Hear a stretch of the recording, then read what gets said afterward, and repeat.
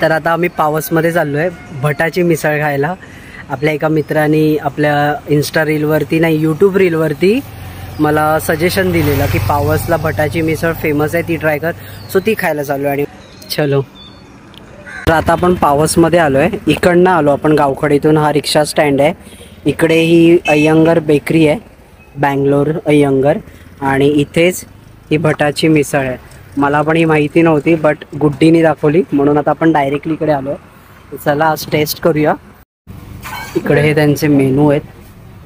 हे खूपच रिझनेबल असे रेट आहेत.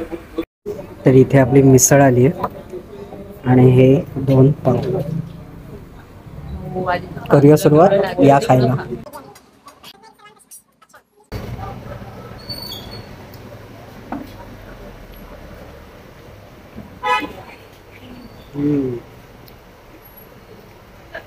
मस्त आहे.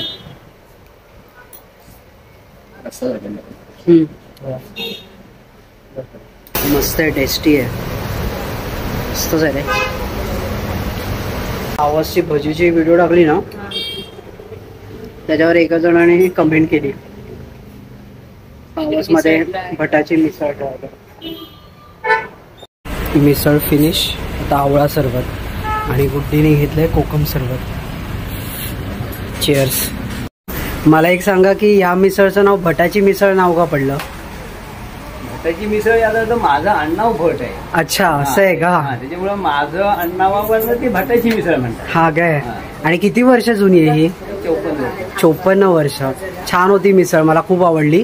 मी गावखडीच आहे पण मी पहिल्यांदा इकडे आलोय. हा माहिती नव्हतं, आता बहीण घेऊन आली. आणि मला ऍक्च्युली युट्यूबवर रेकमेंडेशन पण आलं की इकडची मिसळ ट्राय कर म्हणून मी आलो खास करून. Okay, thank you.